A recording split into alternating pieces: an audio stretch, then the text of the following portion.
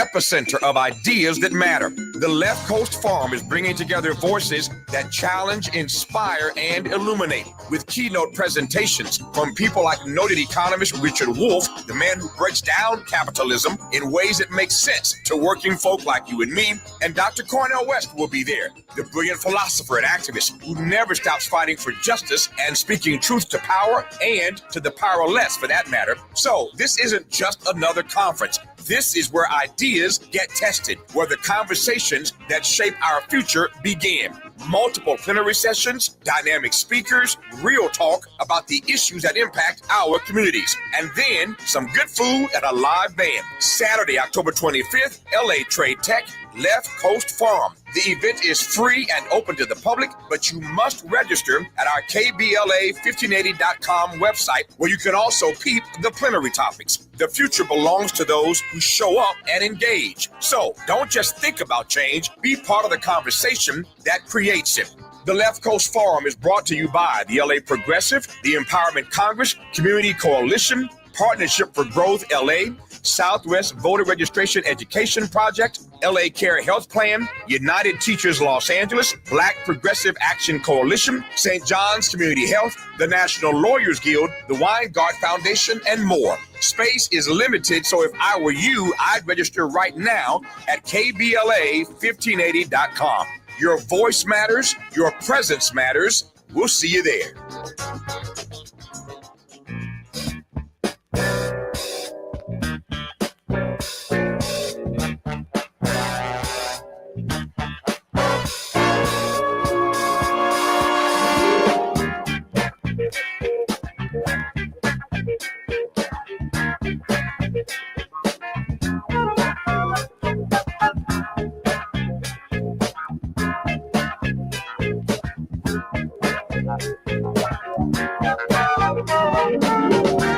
I'm Jesse Jackson Jr.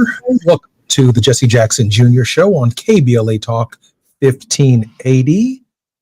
This is none other than Fat Meat Fridays. In the second hour, our very special guest will be none other than our regular contributor and the creator of the Jesse Jackson Jr. Show, Gina Towns. In this hour, I will introduce our guest in just a moment, but I do want to talk about some breaking news out of Oslo, Norway. Venezuelan opposition leader Maria Corina Machado has won the Nobel Peace Prize on Friday for her struggle to achieve a democratic transition in the South American nation, winning recognition as a woman, quote, who keeps the flame of democracy burning amid a growing darkness, unquote. The former opposition presidential candidate is a, quote, key unifying figure, quote, in the once deeply divided opposition to President Nicolas Maduro's government, said Jorgen Watne Fridnes, chair of the Norwegian Nobel Committee. Quote, in the past year, Ms. Machado has been forced to live in hiding, quote, Whitney Fridnes said. Quote, despite serious threats against her life, she has remained in the country, a choice that has inspired millions. When authoritarians seize power, it is crucial to recognize courageous defenders of freedom who rise and resist, quote. Now, there's something that we can learn from what is taking place in Venezuela, particularly the Venezuelan opposition. And we ought not, as Americans, ignore the fact that the Nobel Committee itself has spoken. And in its recognition of Ms. Mercado, they've stated essentially the criteria that they're looking for. That criteria being opposition leader, that criteria being keeping the flame of democracy burning amid a growing darkness, that key unifying figure, the Nobel Committee has suggested, has mattered even when she has been threatened with jail, just like Governor Gavin Newsom and Mayor Karen Bass. Just like Governor J.B. Pritzker in Illinois and Mayor Brandon Johnson. Now, in order to be nominated for a Nobel Peace Prize, a legislative body, and there are a number of ways that it can be, you can be nominated, a legislative body like, for example, the Los Angeles City Council or the Democratic state legislature in the state of California. You don't need both the House and the Senate, just one of the legislative bodies. The Illinois state legislature is run by an African American state representative by the name of Welch. Christopher Welch is the Speaker of our House.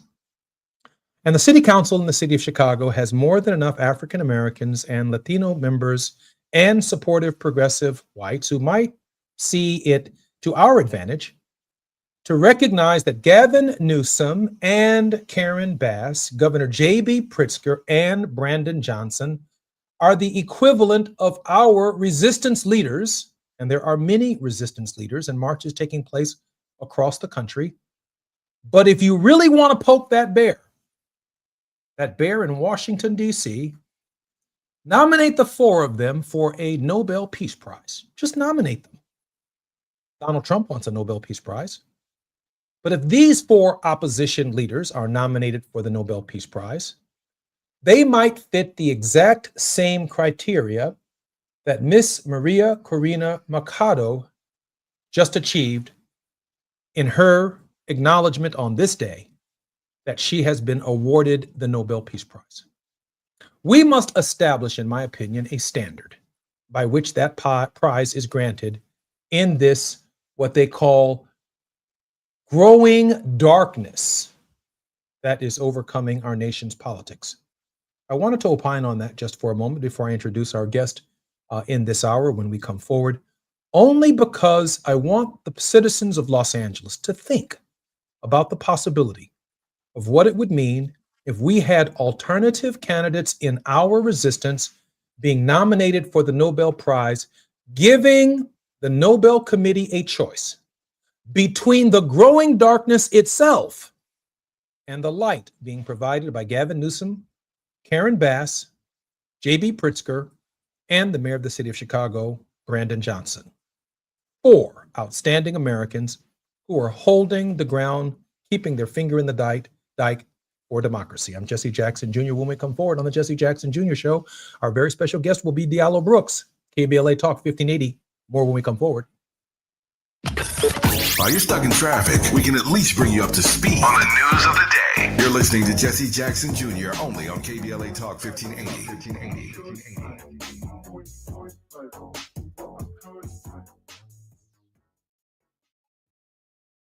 Hello, KBLA delegation. Tavis Smiley here. On Saturday, October 25th, LA Trade Tech becomes the epicenter of ideas that matter. The Left Coast Forum is bringing together voices that challenge, inspire, and illuminate with keynote presentations from people like noted economist Richard Wolff, the man who breaks down capitalism in ways that make sense to working folk like you and me, and Dr. Cornel West will be there, the brilliant philosopher and activist who never stops fighting for justice and speaking truth to power and to the powerless, for that matter. So this isn't just another conference. This is where ideas get tested, where the conversations that shape our future begin.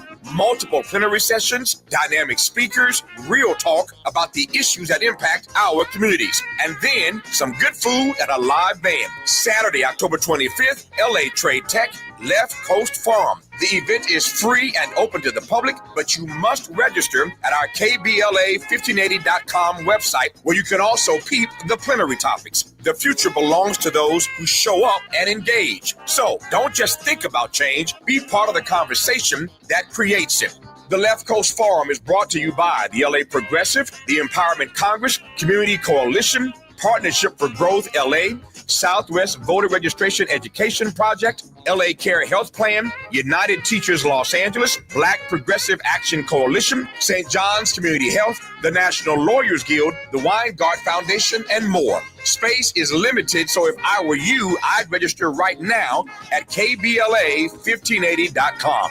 Your voice matters, your presence matters. We'll see you there.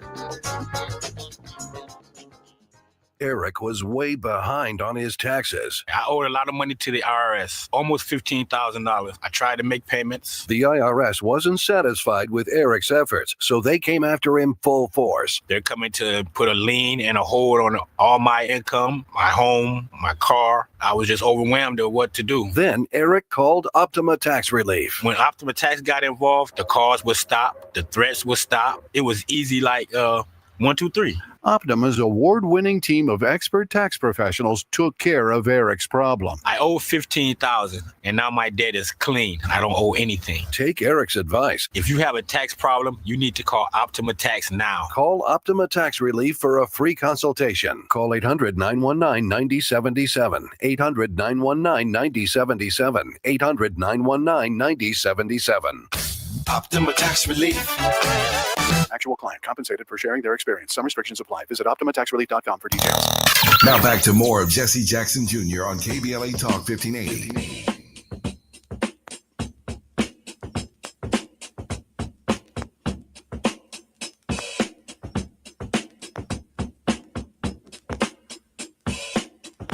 I'm Jesse Jackson Jr. Welcome forward to the Jesse Jackson Jr. Show. To be nominated for a Nobel Peace Prize, one must be nominated by a qualified individual or organization. A self-nomination is not allowed. Those eligible to nominate include professors at universities, former Nobel laureates, members of national governments, and officials from international peace organizations. The Nobel committees then review these nominations and select the winner through a multi-stage process of screening, assessment, and deliberation. That means that the California State Legislature, the City Council of the City of Los Angeles, the City Council of the City of Chicago, and the House of Representatives in the state of Illinois have that power to create a serious, symbolic, but serious effort at our own resistance here in the United States. Our very special guest in this hour is a regular contributor on the Jesse Jackson Jr. Show. With over 25 years of experience in social justice and civil rights, Diallo has been a pivotal figure in promoting policies that foster safe, healthy, and thriving communities. He currently serves as the founder and CEO of Civic Vision Strategies, a strategic consulting firm empowering organizations through transformative leadership development and community engagement strategies. Diallo, welcome forward to the Jesse Jackson Jr. Show. Thank you, Jesse, for having me. Diallo, before I turn my attention to education and what some of the parents must be experiencing in the climate of ICE, to give you a moment to think and reflect upon that as I ask you this question, what do you think about the idea of our nominating serious resistant leaders here in the United States for the Nobel Peace Prize? I mean, I think that's a good idea. I think it's an idea where we're kind of contrasting the environment that we're currently in, and we're uplifting folks that are doing the work on the ground in communities around the country to really push back, and really the ones that are in government positions that are trying to hold their finger in the dike as the dam is breaking. And so I think uplifting those folks, whether it's something that gets serious consideration on that level or not, I don't know, but I think it's important for folks out there to see that there are government officials that are standing up, that are trying to do the right things to protect their communities. Diallo, I saw, and we've all witnessed, the rollout of this national presence, first in Los Angeles, where they essentially stayed within a 1 square mile protecting federal buildings. That was obviously a very, very controversial move by the President of the United States and this administration. Then we saw a similar rollout in Washington, D.C., and the presence of the National Guard in the District of Columbia, as the mission then creeped from the idea of enforcing immigration law to stopping, quote unquote, crime in the District of Columbia.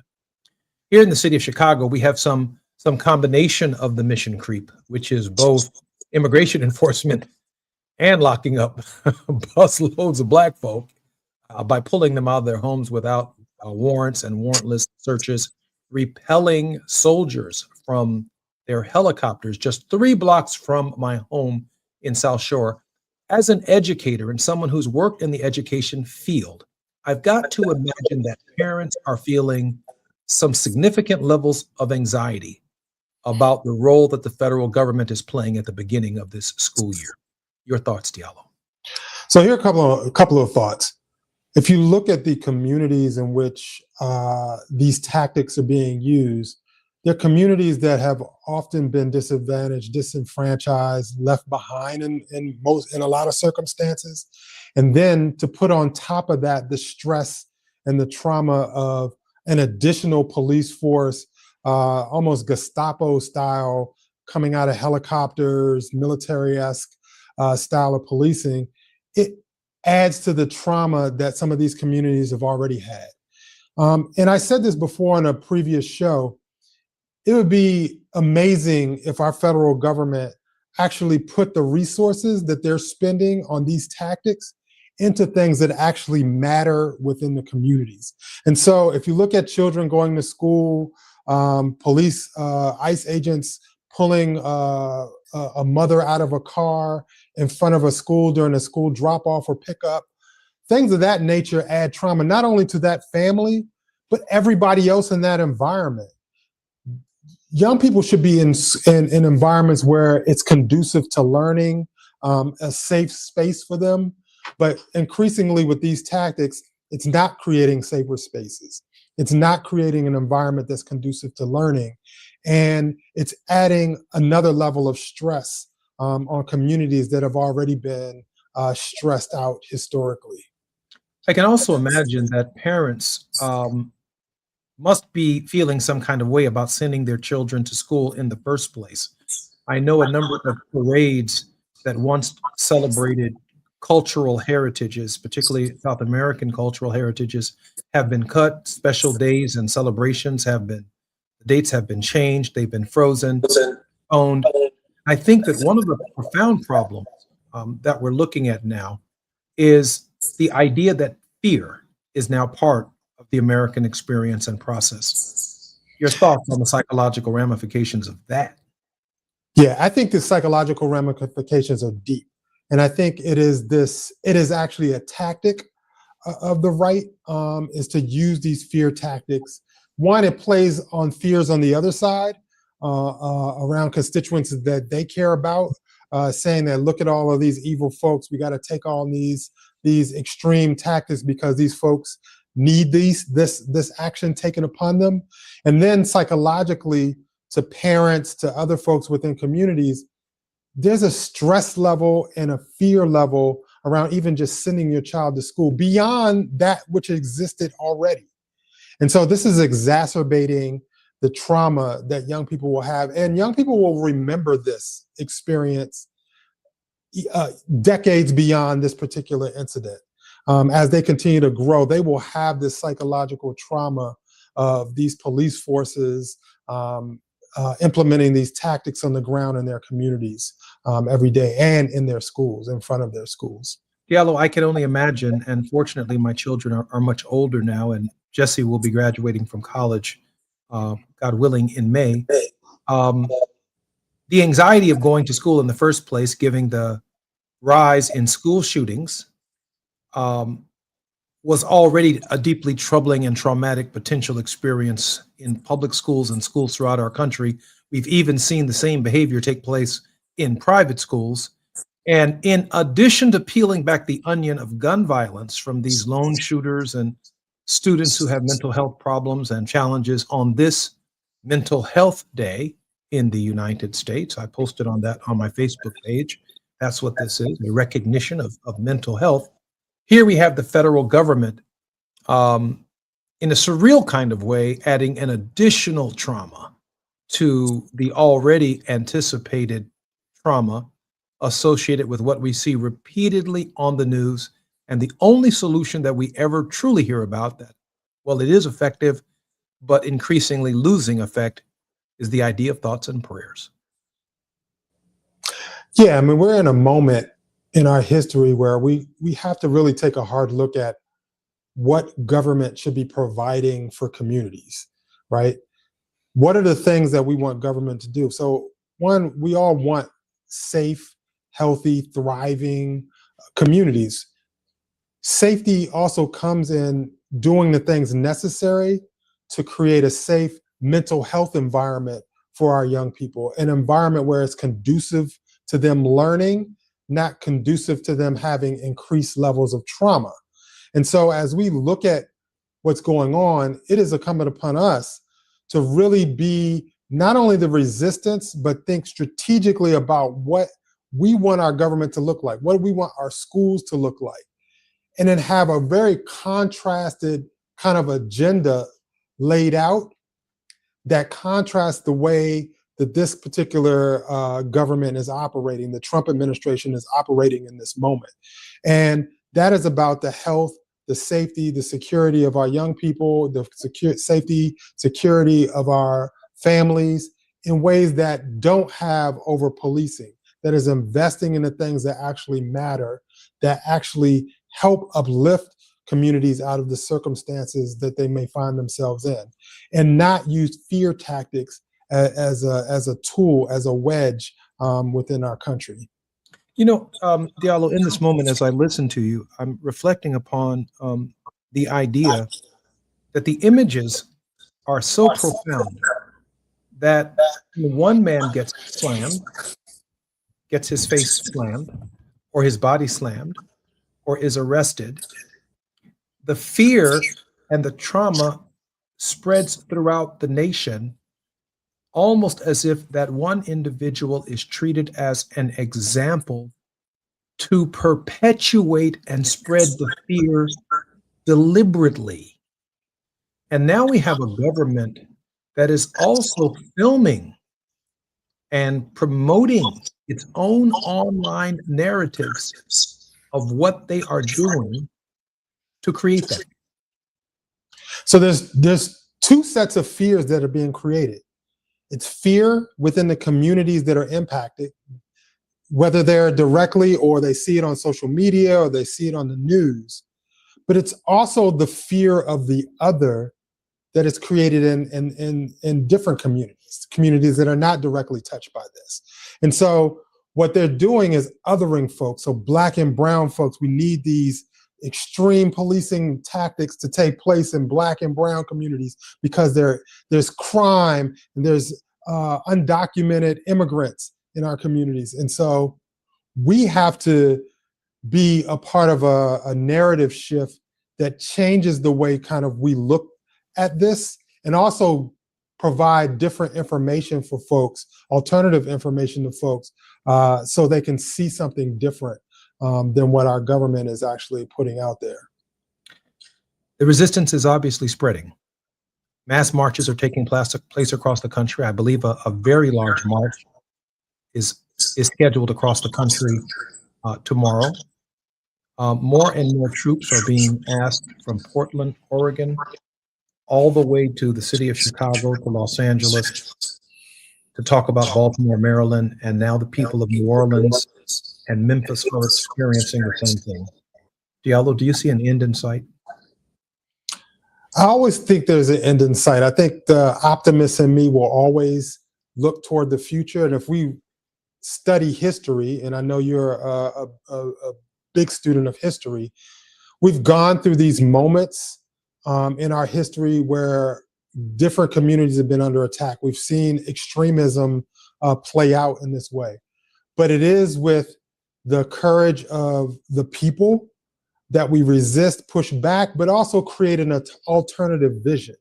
One of the things I love in studying the civil rights movement, it wasn't just about resistance, it was about creating an alternative vision. Dr. King talked about the alternative vision of economic freedom for Black communities that were oppressed during that moment. And I think we have to do both and. We have to stand up and say, this is not what we want. We're not going to take this. But at the same time, we have to put out an alternative platform. What do we want to see? Because that's going to galvanize folks on the fringes or folks that are kind of standing on the sidelines that are not sure.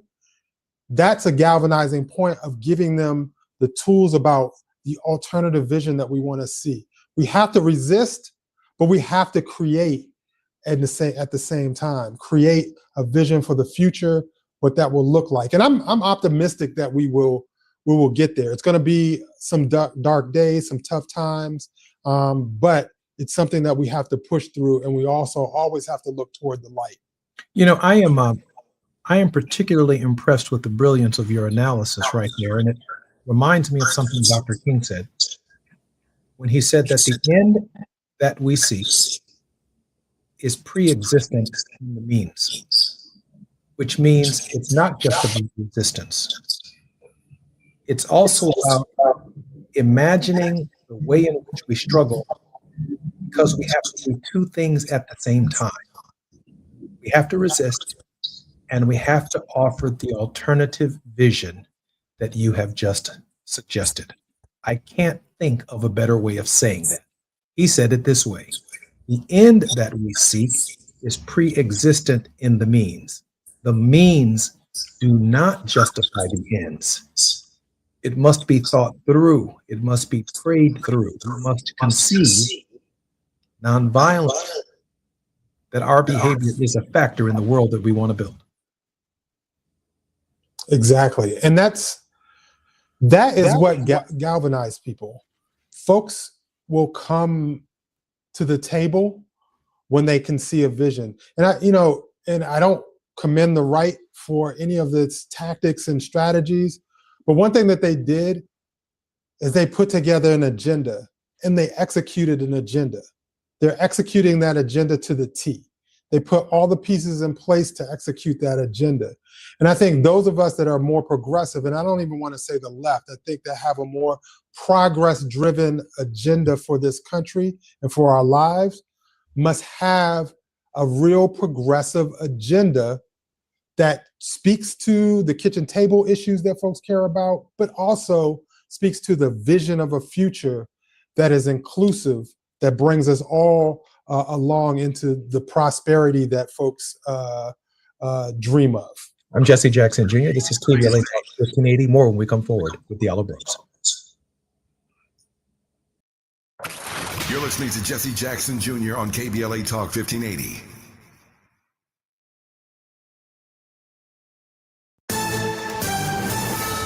I'm Amber Payton with BIN News Now. A Virginia grand jury has indicted Black New York Attorney General Letitia James on mortgage fraud charges. James called the case baseless, accusing Trump of political retribution. This is nothing more than a continuation of the president's desperate weaponization of our justice system.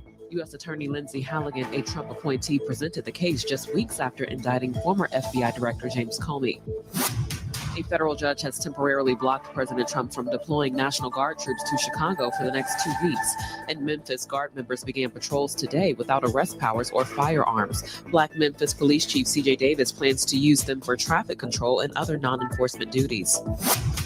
And some Lakers fans are suing LeBron James after his teased second decision turned out to be an ad, not a retirement announcement. Fans say they bought pricey tickets expecting his final season. Get BIN News Now on demand 24/7 on the iHeartRadio app. Celebrating 100 years, Mount St. Mary's University LA is dedicated to moving your life and career forward. Earn your undergraduate or graduate degree and become unstoppable. Find out how at msmu.edu. This is the KBLA Sports Minute with Ray Richardson. It's obvious Father Time is having more conversations with LeBron this year. At age 40, LeBron is dealing with health issues that never came up during his 22 years in the NBA. At the start of training camp, the Lakers medical staff advised LeBron not to practice or play in the preseason.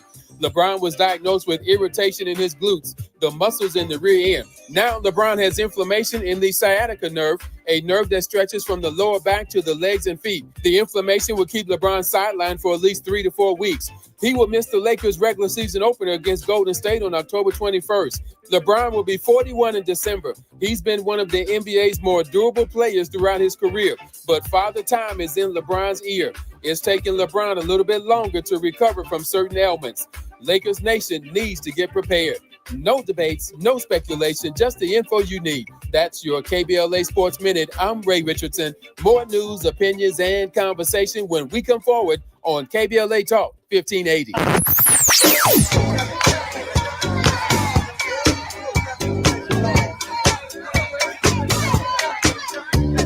This is KBLA Talk 1580. Talk radio that best music to your ears. We're unapologetically progressive. KBLA Talk 1580.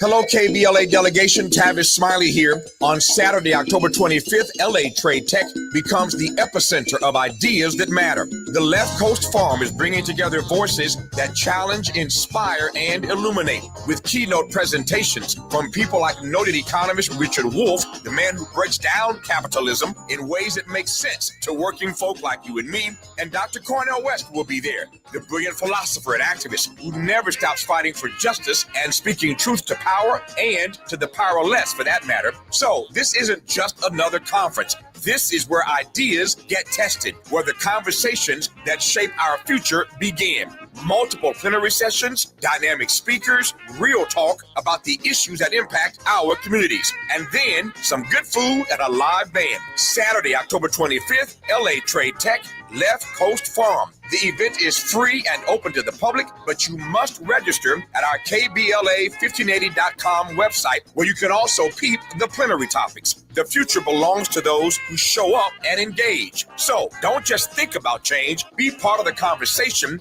that creates it.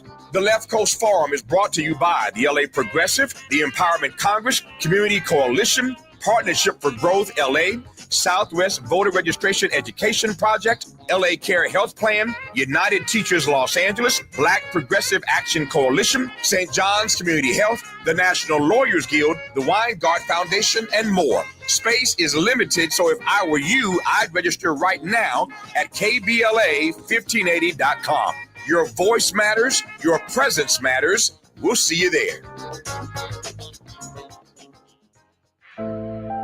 Open enrollment is your opportunity to choose a plan that connects you to Providence's comprehensive healthcare network. Choose a plan that includes Providence and gain access to a dedicated team of highly trained primary care physicians and specialists. From nationally recognized doctors and hospitals, Providence ensures quality care is always within reach. When you choose Providence, you choose after-hours care through our nurse advice line, urgent care, or virtual express care. You choose 24/7 access through the Providence mobile app to message providers, request prescription refills, schedule appointments, check lab results, and more. This open enrollment, prioritize your well-being with the peace of mind that comes from choosing a provider that values excellence and compassionate care. Don't just choose a plan. Choose a plan dedicated to health equity and community engagement. Choose a plan that believes health is a human right. Choose a plan that delivers exceptional care and cares about your community. Choose a plan that offers Providence. Visit chooseprovidence.org to learn more. You're listening to Jesse Jackson Jr. on KBLA Talk 1580.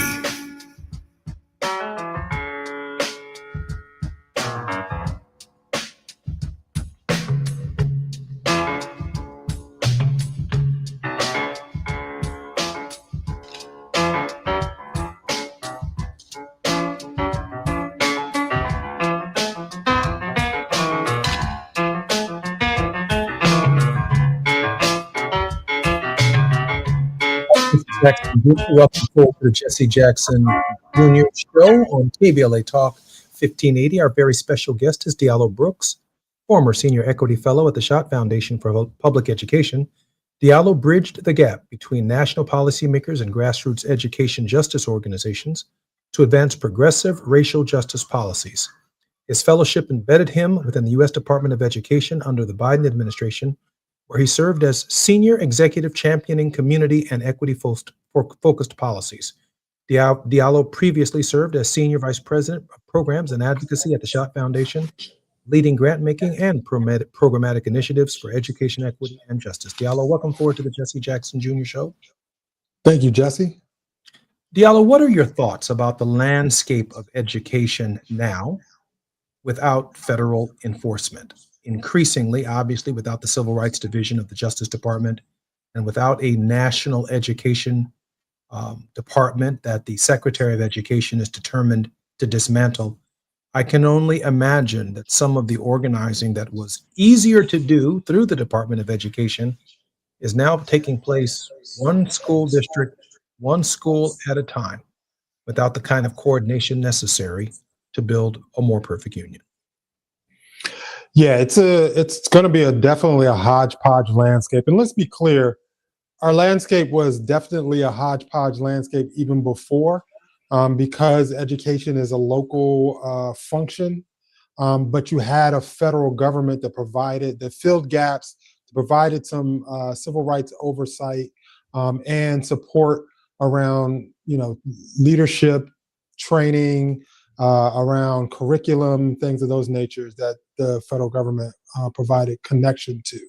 And so, but without a federal government, without a really functional Department of Education, we're going to see a devolution of the education landscape, where what you see in Mississippi, what you see in New York City, what you see in Chicago, what you see in LA can be very, very different depending on the jurisdiction and depending on the strength and the resources that the state and local governments are providing around education. And so we have to definitely roll up our sleeves to make sure that the expertise around the issues that are important around education are shared throughout the country, and that we stand in the gap in this moment where our education department is dysfunctional. And also, let me say one more thing, Jesse. There's also the recent recognition that folks like the Heritage Foundation and other right-wing conservative groups will be playing a significant role in what our education structure will look like going forward. That point right there, that part right there, what role would the very people who were architects of Project 2025 play going forward as you envision it? I know that you're obviously not a supporter of it, but what are we looking at? So what we're looking at is an indoctrination. It's the elimination of of a real history. There's going to be a lot of propaganda that's going to be promoted within our K through 12 and even higher education environments. That information is going to come from those think tanks. They're going to come from those places that are already trying to dismantle DEI and equity and other important components of our education system. And they're going to infiltrate, they're going to eliminate the context around slavery in this country, right? They're going to eliminate the significance of civil rights in this country. For people like Dolores Huerta or MLK himself may be tamped down as far as their impact. And so those are the small things of really indoctrinating folks. And school is usually an environment where folks get enlightened. They have the opportunity to broaden their thinking beyond kind of their small pods of family and friends that they're traditionally circled with. And when you have these institutions that are going to come in and help dictate an agenda that undermines the true education of young people, it's particularly dangerous, and it bleeds towards fascism within this country. Diallo, a number of the more liberal, higher education, well-endowed institutions have capitulated to the demands of the administration. They range from admissions to curriculum to even First Amendment issues on campus.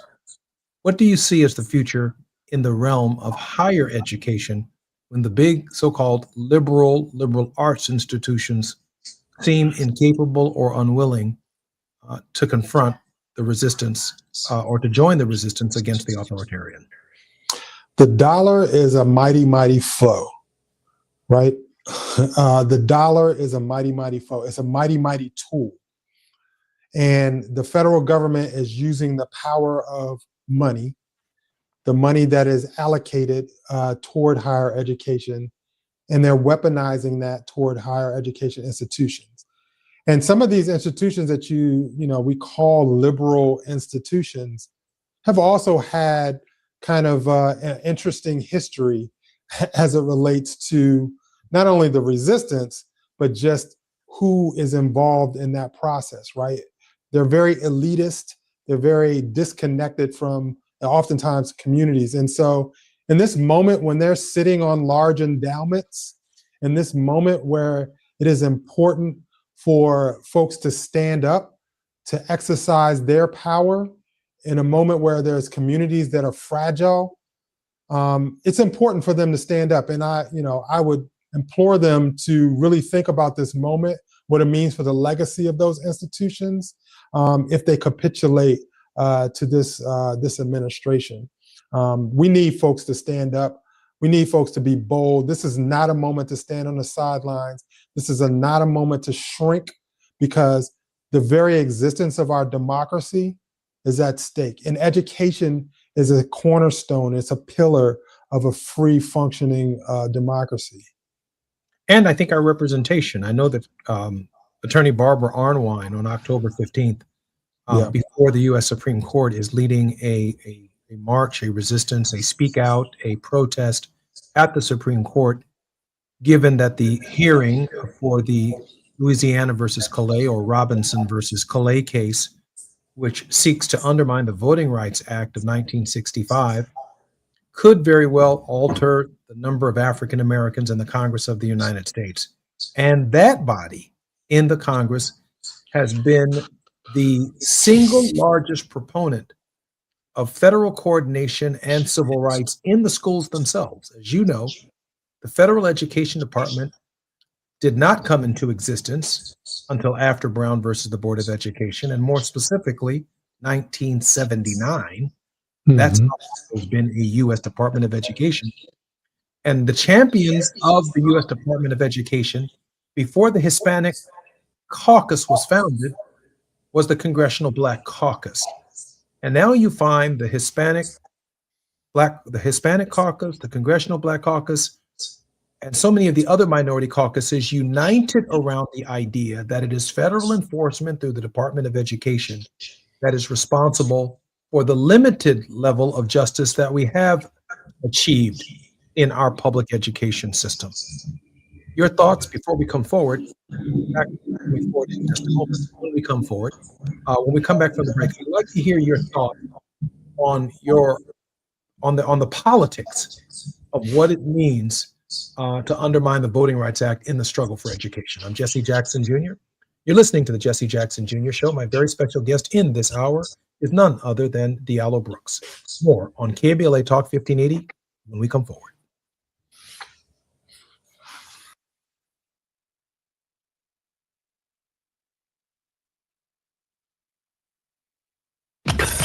While you're stuck in traffic, we can at least bring you up to speed on the news of the day. You're listening to Jesse Jackson Jr. only on KBLA Talk 1580.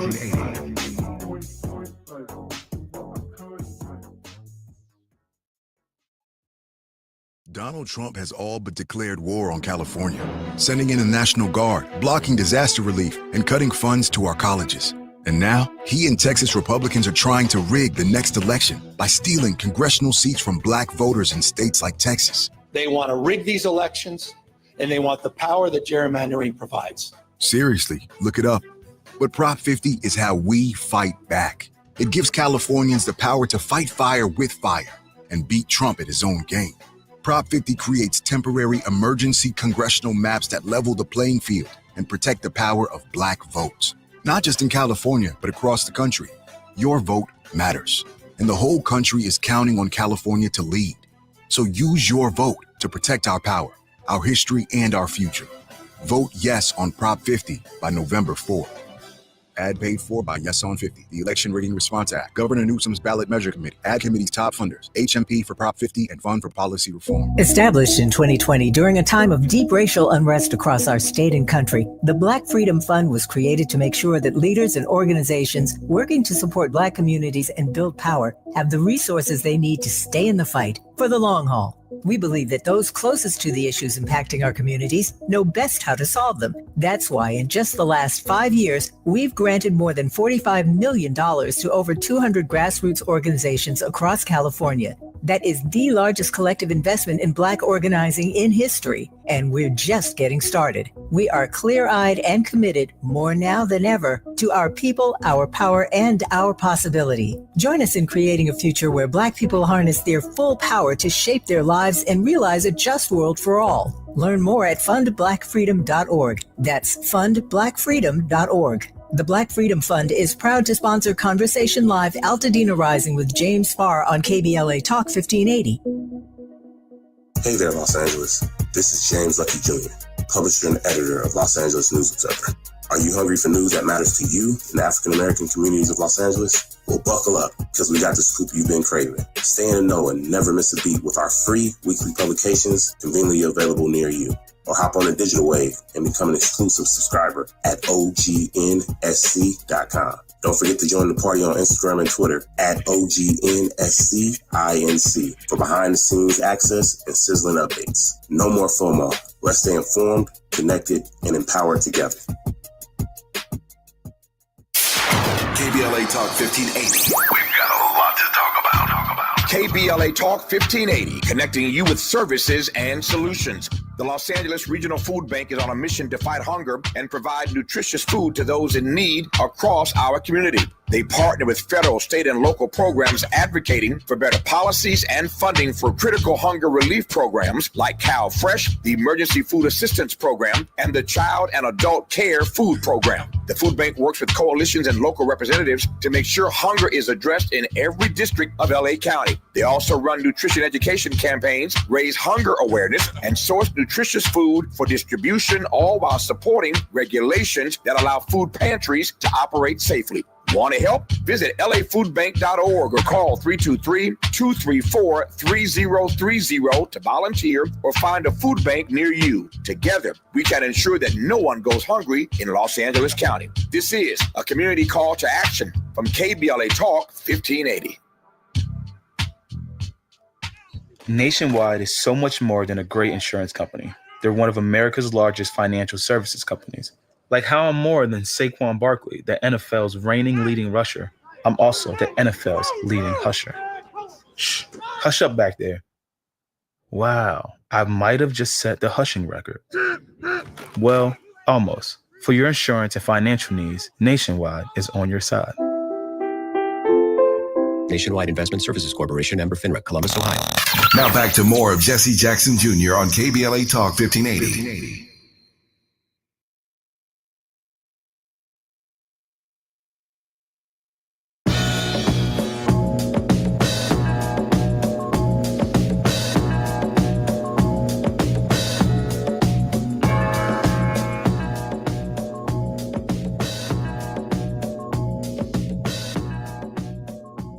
I'm Jesse Jackson Jr. Welcome forward to the Jesse Jackson Jr. Show in this final segment on KBLA Talk 1580 with Diallo Brooks, who has more than 25 years experience in social justice and civil rights. Diallo, welcome forward to the Jesse Jackson Jr. Show.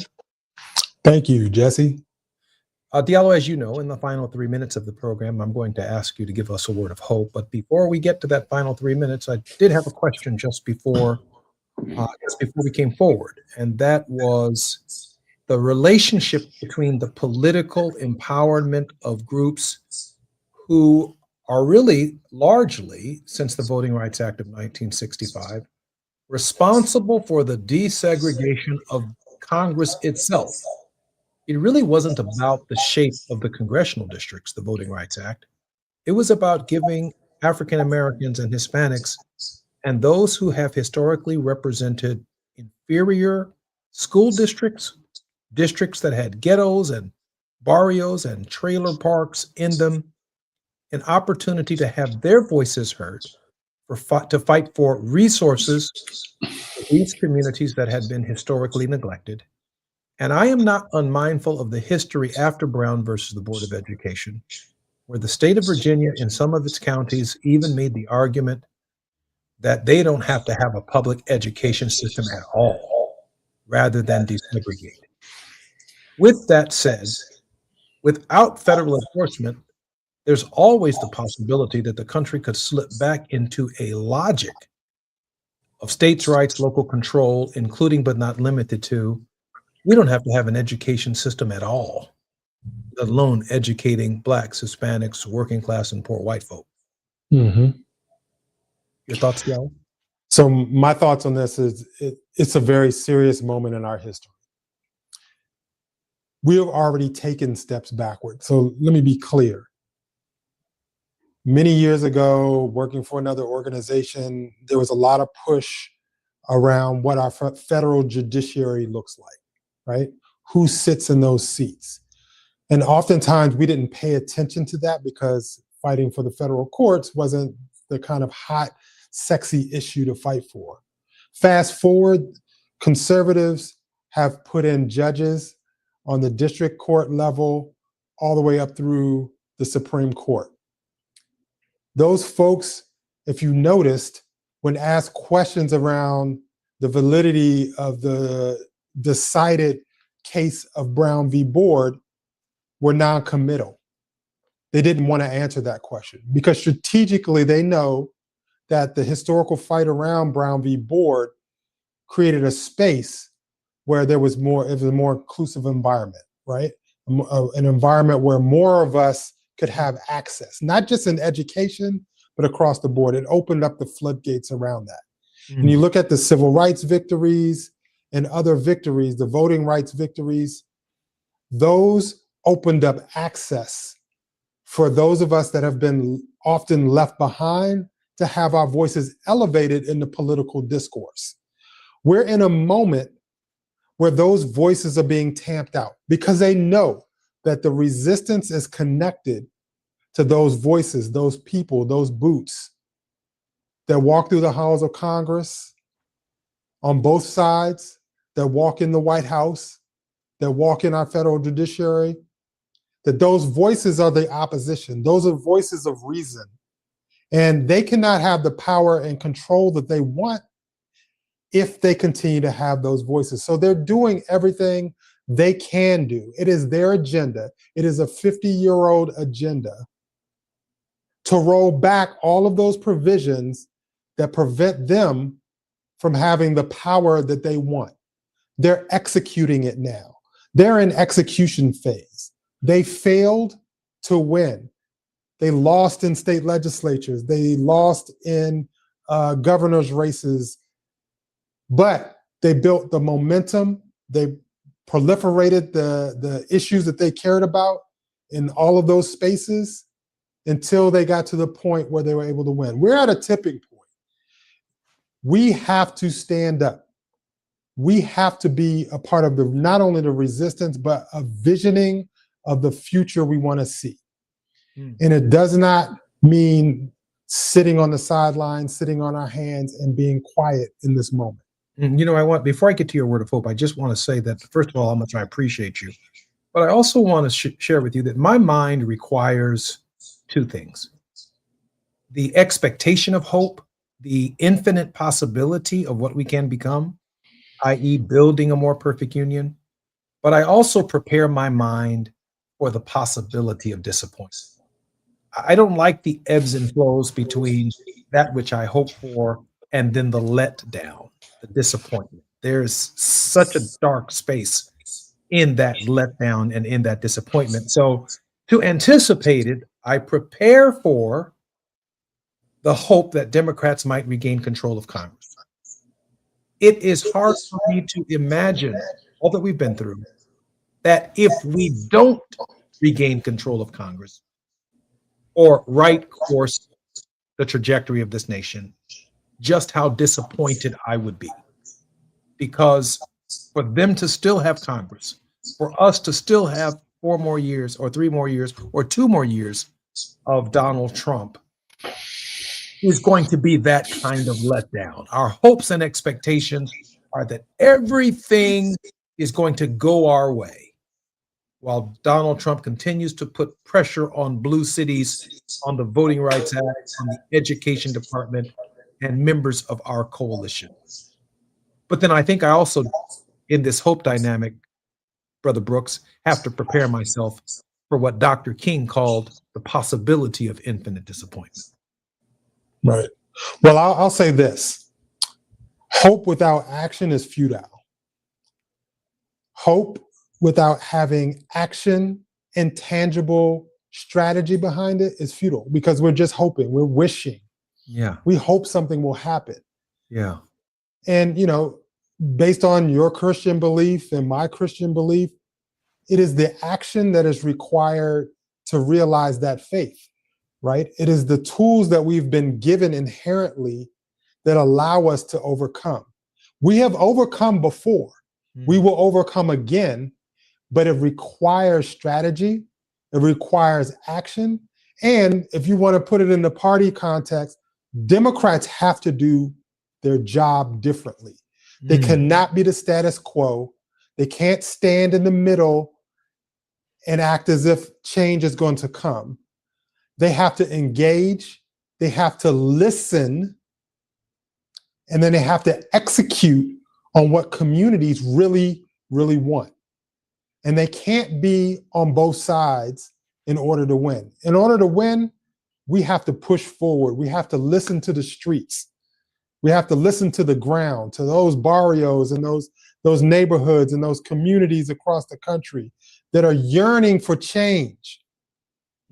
We have to elevate that voice, permeate the country with that energy and that noise, but also have a strategic objective that we execute on every single day and bring everybody with us in that fight. I think in that persistence and in that resilience, it helps you fight the valley of life. Right. Knowing that the valley of life does exist. I'd love to stay on the mountaintop. We want to be on the mountaintop with our entire nation. But it is in our resistance and our persistence and in our resilience over time, the TDT in math equations, right? Over time, that actually matters to our own psychological development. We can't give up. That's what I think I heard you say. Diallo Brooks, thank you for being our very special guest on the Jesse Jackson Jr. Show. Thank you very much, Jesse. Look forward to having you again sometime soon. Let's talk about it with Diallo Brooks. He is a regular contributor to the Jesse Jackson Jr. So you're listening to the Jesse Jackson Jr. Show on KBLA Talk 1580. More with Gina Towns and Todd Yeary when we come forward. KBLA 1580 Santa Monica. I'm Amber Payton with BIN News Now. A Virginia grand jury has indicted Black New York Attorney General Letitia James on mortgage fraud charges. James called the case baseless, accusing Trump of political retribution. This is nothing more than a continuation of the president's desperate weaponization of our justice system. U.S. Attorney Lindsay Halligan, a Trump appointee, presented the case just weeks after indicting former FBI Director James Comey. A federal judge has temporarily blocked President Trump from deploying National Guard troops to Chicago for the next 2 weeks.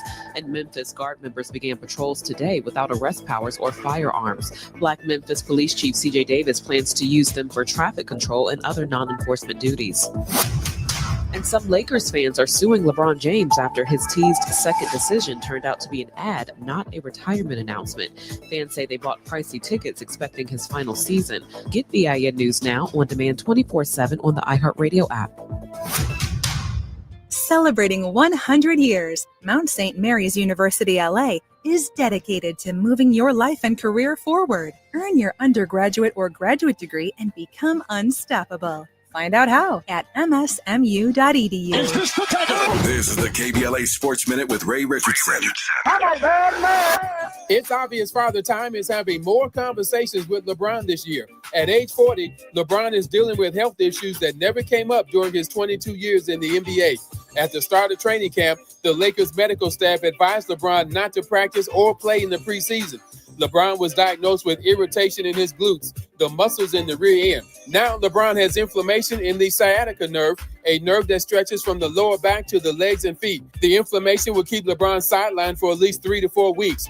He will miss the Lakers' regular season opener against Golden State on October 21st. LeBron will be 41 in December. He's been one of the NBA's more durable players throughout his career, but Father Time is in LeBron's ear. It's taking LeBron a little bit longer to recover from certain ailments. Lakers Nation needs to get prepared. No debates, no speculation, just the info you need. That's your KBLA Sports Minute. I'm Ray Richardson. More news, opinions, and conversation when we come forward on KBLA Talk 1580. Hello, KBLA delegation. Tavis Smiley here. On Saturday, October 25th, LA Trade Tech becomes the epicenter of ideas that matter. The Left Coast Forum is bringing together voices that challenge, inspire, and illuminate, with keynote presentations from people like noted economist Richard Wolff, the man who breaks down capitalism in ways that make sense to working folk like you and me, and Dr. Cornel West will be there, the brilliant philosopher and activist who never stops fighting for justice and speaking truth to power and to the powerless, for that matter. So this isn't just another conference. This is where ideas get tested, where the conversations that shape our future begin. Multiple plenary sessions, dynamic speakers, real talk about the issues that impact our communities, and then some good food and a live band. Saturday, October 25th, LA Trade Tech, Left Coast Forum. The event is free and open to the public, but you must register at our KBLA1580.com website, where you can also peep the plenary topics. The future belongs to those who show up and engage. So don't just think about change, be part of the conversation that creates it. The Left Coast Forum is brought to you by the LA Progressive, the Empowerment Congress, Community Coalition, Partnership for Growth LA, Southwest Voter Registration Education Project, LA Care Health Plan, United Teachers Los Angeles, Black Progressive Action Coalition, St. John's Community Health, the National Lawyers Guild, the Weingart Foundation, and more. Space is limited, so if I were you, I'd register right now at KBLA1580.com. Your voice matters, your presence matters. We'll see you there.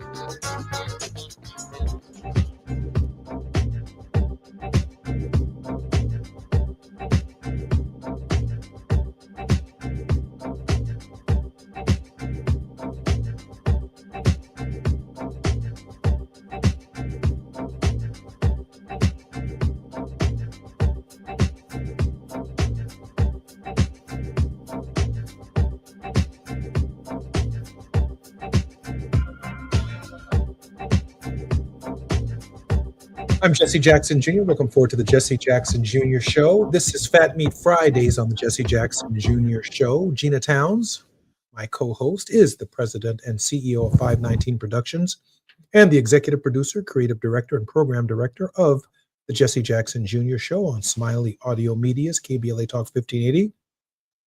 She's also the host of Reflectivity. On this series, we call it Fat Meat Fridays, where we not only review what we went through and discussed with our other guests throughout the week, but we also pick up on some new news items that come before us just to kind of round up the week. A graduate of Hampton University with a Bachelor of Arts in Mass Communications, Arts, and Journalism. She also recently earned her Master of Arts in Theology and Social Justice from the Princeton Theological Seminary. Gina co-produced the Emmy Award-nominated documentary Hampton University, One of the Wonders of the World, and as a songwriter, co-producer, and performer, her single Yes hit number 26 with a bullet on the Billboard charts. Gina, welcome forward to the Jesse Jackson Jr. Show. Well, welcome to me, I suppose. You've been on the air for a while.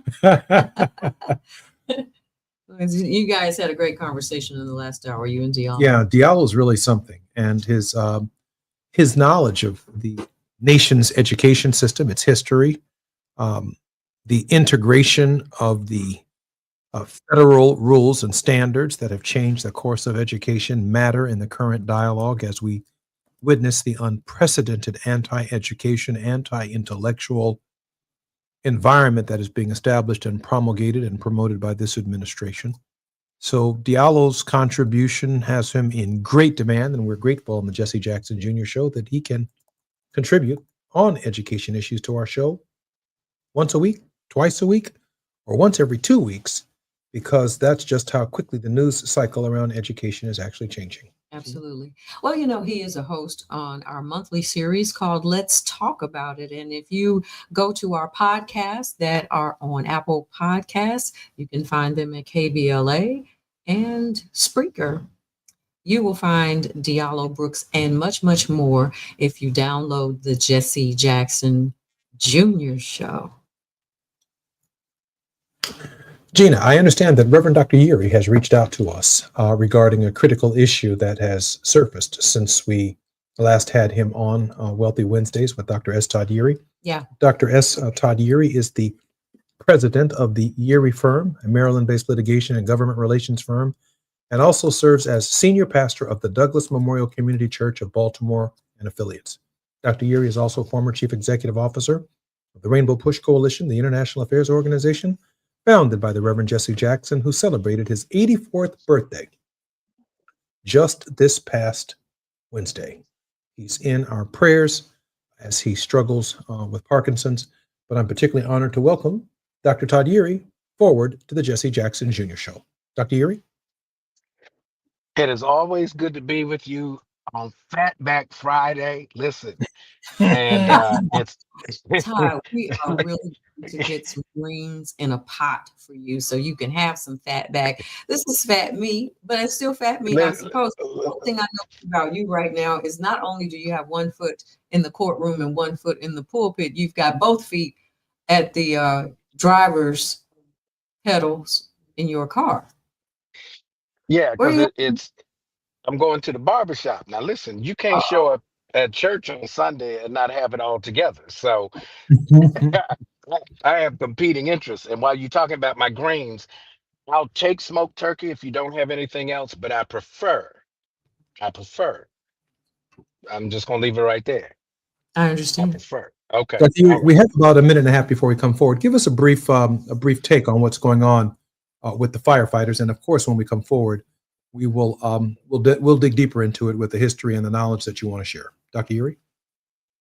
Yeah, I mean, here's what we have with the current administration and the assault on opportunity and access in America. That unresolved issues of equal employment opportunity are now hanging in the balance. One such case is the case of the Lewis class, Lewis versus City of Chicago. This case goes back literally almost 30 years now, and is still not fully resolved because if you look at the numbers of representation on the City of Chicago Fire Department, other major fire departments across the country, it is not reflective of the makeup of the communities that they serve. And part of it is because the process to be able to get some of these public sector jobs carried this arbitrary process of testing that allowed for exclusion of some communities. And so this case went all the way up to the Supreme Court, came back 9-0 in terms of how the case would be reviewed and scrutinized. The late Justice Antonin Scalia wrote the opinion.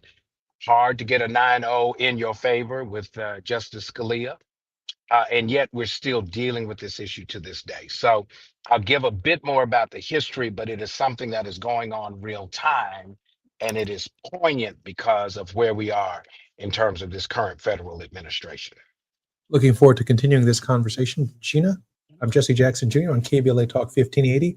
I'm going to help Gina get some practice on these Fridays on how to transition between these segments. I'm Jesse Jackson Jr. on KBLA Talk 1580. More on Fat Meat Fridays with Gina Towns and Dr. S. Todd Yeary when we come forward. A safe place to go loud. A great place for progressive politics. KBLA Talk 1580. Eric was way behind on his taxes. I owed a lot of money to the IRS, almost $15,000. I tried to make payments. The IRS wasn't satisfied with Eric's efforts, so they came after him full force. They're coming to put a lien and a hold on all my income, my home, my car. I was just overwhelmed at what to do. Then Eric called Optima Tax Relief. When Optima Tax got involved, the calls would stop, the threats would stop. It was easy like 1, 2, 3. Optima's award-winning team of expert tax professionals took care of Eric's problem. I owe $15,000, and now my debt is clean. I don't owe anything. Take Eric's advice. If you have a tax problem, you need to call Optima Tax now. Call Optima Tax Relief for a free consultation. Call 800-919-9077. 800-919-9077. 800-919-9077. Optima Tax Relief. Actual client compensated for sharing their experience. Some restrictions apply. Visit OptimaTaxRelief.com for details. Let's go! You're still glowing, flirting, grooving. You still got it. But your immune system weakens as you age, making it harder to fight flu, pneumococcal pneumonia, RSV, and COVID-19. Vaccines are a key part of any health routine. and help strengthen your immune response.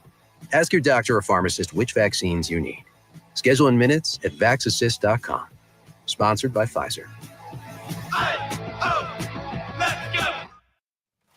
It's Cybersecurity Awareness Month. LifeLock is here with tips to help protect your identity. Use strong passwords, set up multi-factor authentication, report scams, and update your software.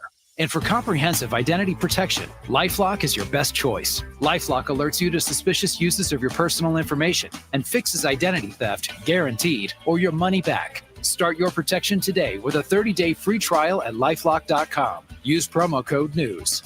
Terms apply. Hello, KBLA delegation. Tavis Smiley here. On Saturday, October 25th, LA Trade Tech becomes the epicenter of ideas that matter. The Left Coast Forum is bringing together voices that challenge, inspire, and illuminate, with keynote presentations from people like noted economist Richard Wolff, the man who breaks down capitalism in ways that make sense to working folk like you and me, and Dr. Cornel West will be there, the brilliant philosopher and activist who never stops fighting for justice and speaking truth to power and to the powerless, for that matter. So this isn't just another conference. This is where ideas get tested, where the conversations that shape our future begin. Multiple plenary sessions, dynamic speakers, real talk about the issues that impact our communities, and then some good food and a live band. Saturday, October 25th, LA Trade Tech, Left Coast Forum. The event is free and open to the public, but you must register at our KBLA1580.com website, where you can also peep the plenary topics. The future belongs to those who show up and engage. So don't just think about change, be part of the conversation that creates it. The Left Coast Forum is brought to you by the LA Progressive, the Empowerment Congress, Community Coalition, Partnership for Growth LA, Southwest Voter Registration Education Project, LA Care Health Plan, United Teachers Los Angeles, Black Progressive Action Coalition, St. John's Community Health, the National Lawyers Guild, the Weingart Foundation, and more. Space is limited, so if I were you, I'd register right now at KBLA1580.com. Your voice matters, your presence matters. We'll see you there. This is KBLA Talk 1580, where hate loses and love wins.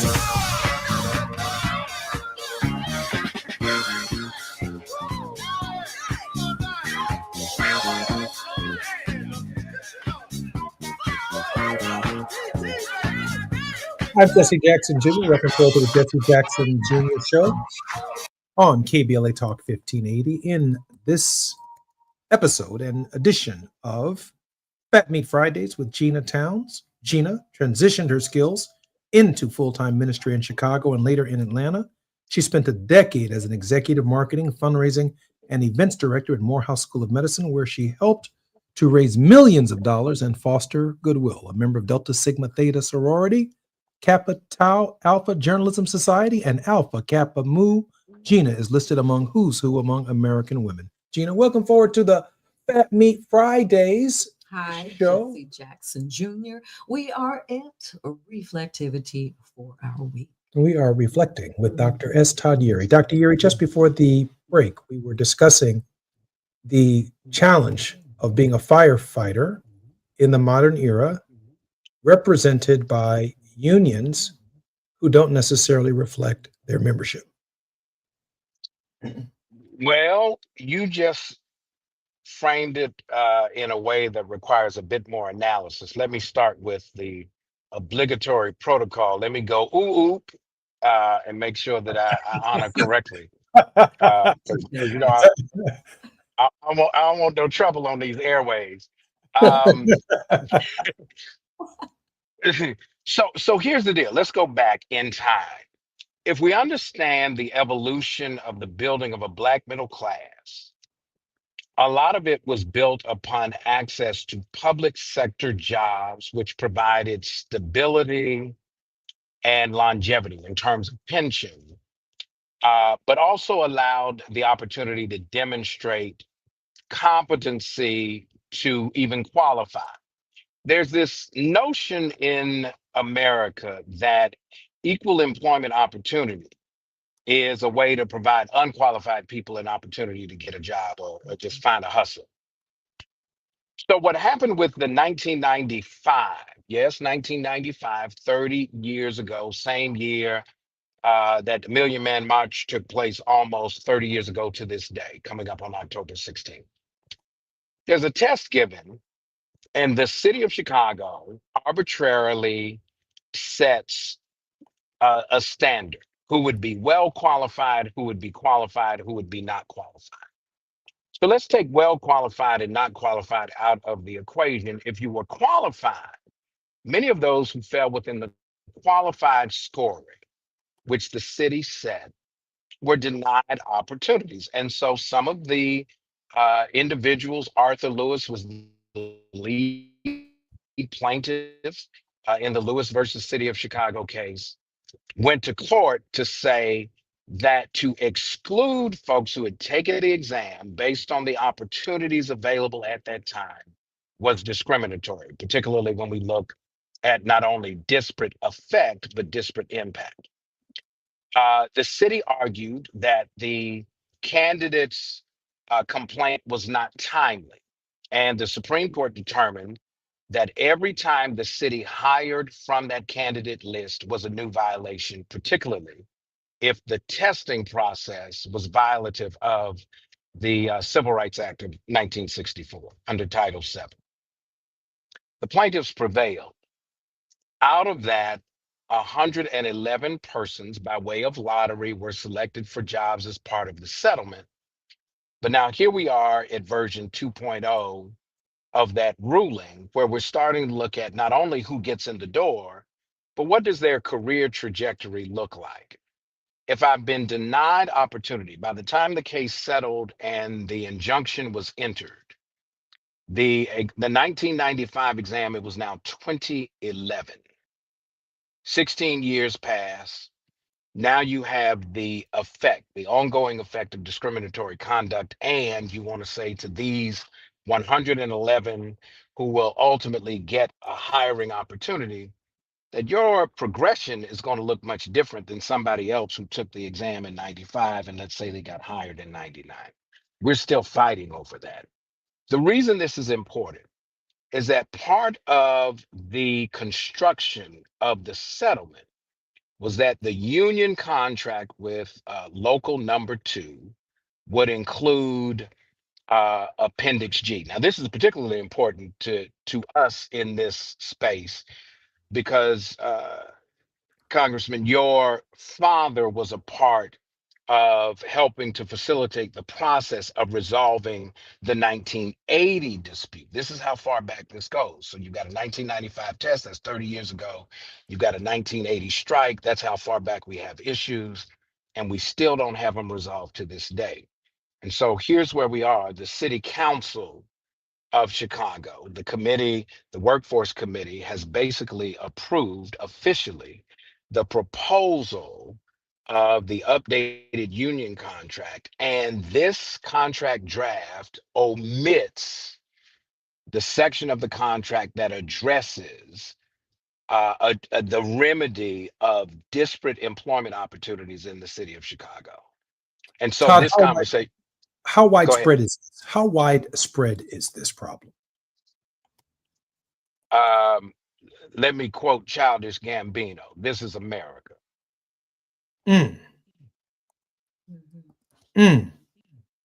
So the local fire departments all over the country who have a similar problem based upon inherent discrimination that was involved in the testing that had been resolved, certainly in the city of Chicago, theoretically in 1995.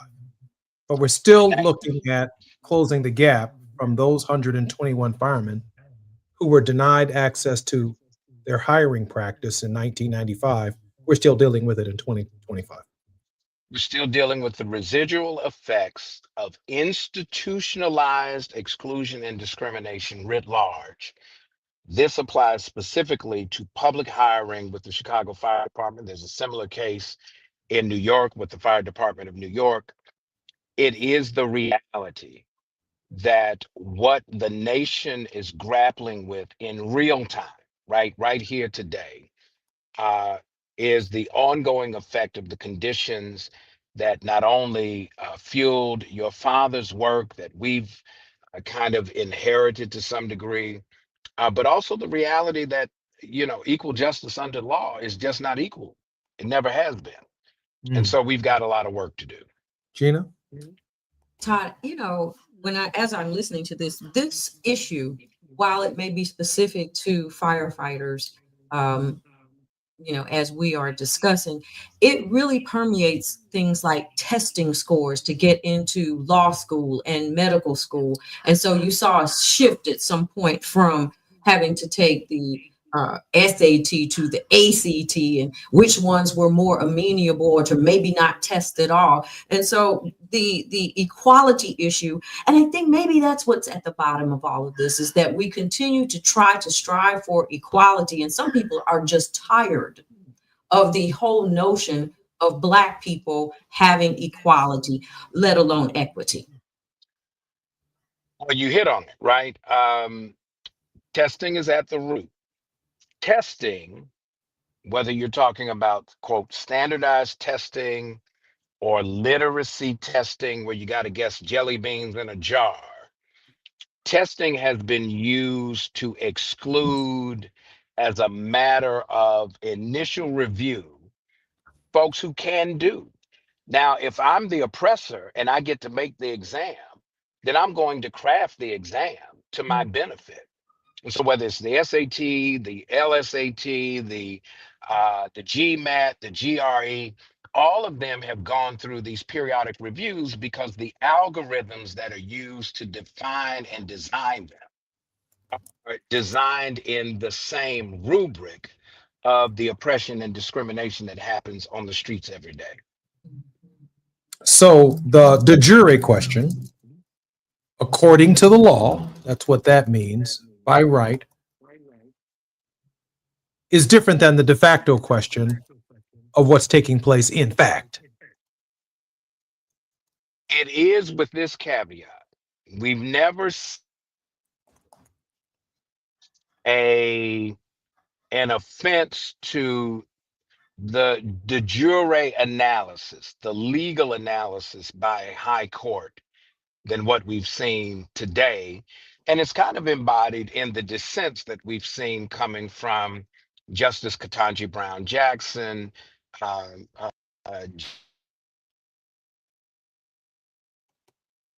Gina, I think we're having some Wi-Fi problems with Dr. Yuri. Gina, I mean, I'm sitting here amazed that the government itself is now closed the Civil Rights Department of the Justice Department, essentially gutting it, with these unresolved cases that are still sitting out here in the nation. We're talking about firefighters, but I also know that Chicago teachers are in a struggle as well. I also know that teachers around our country are going to be in a similar struggle. And Todd was very clear that when you think about all public workers, I believe the more than 300,000 African-American women who've lost their jobs in Donald Trump's rollback and scale back, that the remedies that they have before the law, and certainly the remedies that they have before the federal judiciary, to quote Howard Thurman, we are a people whose backs are against the wall. Jinx. It takes me back, and I'm glad you bring up the hounds of hell that Howard Thurman talks about, because that has been part of what Diallo talked about. Is there is enough trauma, generational trauma that African Americans have suffered in even trying to live up to be better than. And of course, we all grew up with, well, you have to be twice as good, just to be equal, just to be considered equal. Absolutely. And I brought this, as we do our review somewhat from the week, I am highly reminded of our program yesterday with Dr. Sipes and PL Da Silva, in which we had a very long conversation, a 2-hour one, about unions, about what we remember and how they bargained. There was a training that took place there was support for the unions, but I just don't know if there was always that support for African Americans as they did enter into the unions. You know, I can add this, Gina, because I thought Dr. Sipes and Pio were touching upon it, but if I could go right to the point, African Americans and America was a slave labor system and a free labor system. And as we moved from the slave labor system, labor had a reckoning in the United States with what constituted, you know, labor, a man's labor. Even the Memphis sanitation workers, Dr. Yuri, I am a man. I have families. I have a family to feed. I have children to feed. I have children to educate. I am a man. I get up and I go to work every day. But Dr. Sipes said yesterday, the labor movement that was aggressive in that era became the movement for trade unionism. And with the trade unionism, the trade union movement, it's extremely political. Even though we've had champions of African Americans in labor like Bill Lucy and others who've stood up for Black folk in the context of unions, they found themselves fighting for us to participate in trade unionism, but the system itself still had a profound labor problem coming out of not paying people for the work that they did, the 8-hour workday, the struggle for benefits, the struggle for a living and a lovable wage to provide for one's family. You know, what constitutes an adequate wage coming out of that? You know, Dr. Sipes essentially said that the trade union movement from the AFL-CIO in Europe is fundamentally different than the trade union movement here in the United States that has essentially collapsed and capitulated to the politics of the era. And isn't that because we didn't want you to be free to work outside of our own leadership and guidance? I mean, we wanted you to work for us. It's like you said, Jesse, people in their idea of freedom. I'm free to do what I have liberty to do with you what I want to do. You don't have liberty to do for yourself. That's exactly right. Todd, when we come forward on Jesse Jackson Jr. show, KBLA Talk 1580, we're going to continue this conversation with Dr. S. Todd Yuri and Gina Towns. We're going to reflect upon the shows that we've had this week, and we're going to talk about some of the extraordinary contributions that others have made to the idea of ending slavery in its various forms. I'm Jesse Jackson Jr. When we come forward, more on KBLA Talk 1580. The station you turn to when you've had it up to here with cultural incompetence. KBLA Talk 1580. I'm Amber Payton with BIN News Now. Black Los Angeles Mayor Karen Bass is facing new questions after the Palisades fire report revealed an earlier blaze was not fully extinguished. Looking at what the resources are and knowing that the fire department in general needs more. The fire, first set on New Year's Day, smoldered underground for a week before reigniting. Bass admits the LA Fire Department needs help. The federal government shutdown has reached day 10 and layoffs are now underway. The White House Budget Office confirmed reduction in force plans have begun, but did not say how many workers are affected. The Senate will not vote again on measures to end the shutdown until Tuesday after both party bills failed Thursday. And Black Basketball Hall of Famer Paul Pierce was arrested in Los Angeles after allegedly being found asleep at the wheel on the 101 freeway. The California Highway Patrol says he was booked on suspicion of DUI and later released. Get BIN News Now on demand 24/7 on the iHeartRadio app. Celebrating 100 years, Mount St. Mary's University LA is dedicated to moving your life and career forward. Earn your undergraduate or graduate degree and become unstoppable. Find out how at msmu.edu. This is the KBLA Sports Minute with Ray Richardson. It's obvious Father Time is having more conversations with LeBron this year. At age 40, LeBron is dealing with health issues that never came up during his 22 years in the NBA. At the start of training camp, the Lakers medical staff advised LeBron not to practice or play in the preseason. LeBron was diagnosed with irritation in his glutes, the muscles in the rear end. Now LeBron has inflammation in the sciatica nerve, a nerve that stretches from the lower back to the legs and feet. The inflammation will keep LeBron sidelined for at least 3 to 4 weeks. He will miss the Lakers' regular season opener against Golden State on October 21st. LeBron will be 41 in December. He's been one of the NBA's more durable players throughout his career, but Father Time is in LeBron's ear. It's taking LeBron a little bit longer to recover from certain ailments. Lakers Nation needs to get prepared. No debates, no speculation, just the info you need. That's your KBLA Sports Minute. I'm Ray Richardson. More news, opinions, and conversation when we come forward on KBLA Talk 1580. Whoa,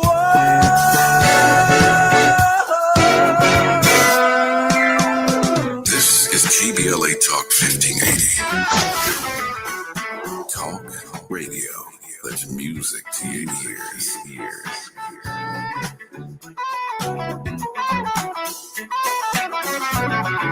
We're unapologetically progressive. KBLA Talk 1580. Hi, I'm Jesse Jackson Jr., inviting you to join me weekdays at 12 noon, right after Tavis Smiley, here on KBLA Talk 1580.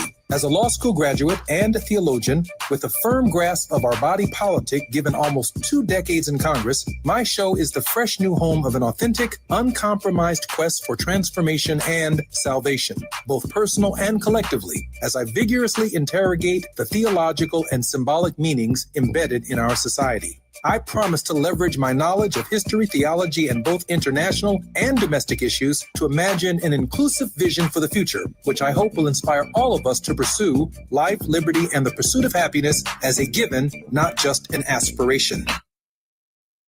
Flu, babe. Did you take DayQuil Intense Flu yet? Nah, I got this.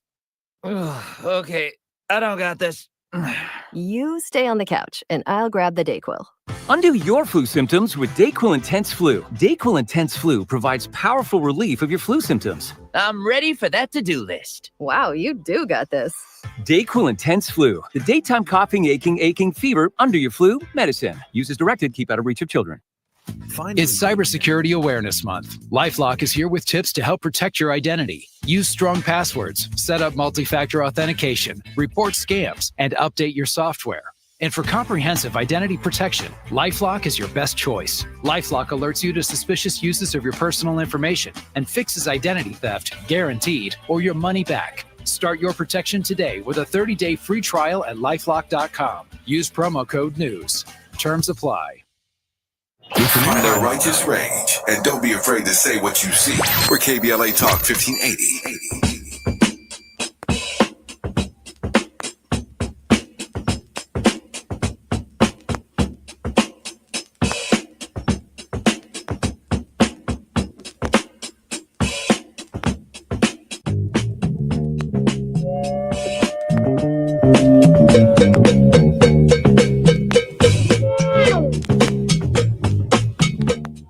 Jesse Jackson Jr. This is the Jesse Jackson Jr. Show on KBLA Talk 1580. I'm loving that bass line that came in there. Boom, boom, boom, boom, boom, boom. You're listening to Fat Meat Fridays and Reflectivity with Gina Towns on the Jesse Jackson Jr. Show on Fat Meat Fridays. Gina, welcome forward to the show. Thanks for another great week, Jesse Jackson Jr. And I'm particularly honored that our very special guest, Dr. S. Todd Yeary, who is the host of our program, Wealthy Wednesdays with Todd Yeary, is also joining us on this greasy Fat Meat Friday. Dr. Yeary, welcome forward to the Jesse Jackson Jr. Show and Reflectivity with Gina Towns. I'm reflecting on greasy. You talking my kind of talk. Gina? I'm not touching that. Well, let's see. Sean Diddy Combs got 50 months. That's a lot of time, Todd, talking of greasy. Oh, let us go into our week of review. Okay. Well, I just figured we'd hang around that back.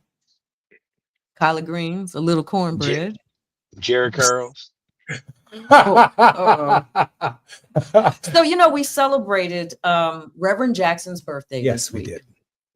And I thought that Tavis Smiley's tribute to Dad and Reverend Sharpton's tribute to Dad were particularly emotional.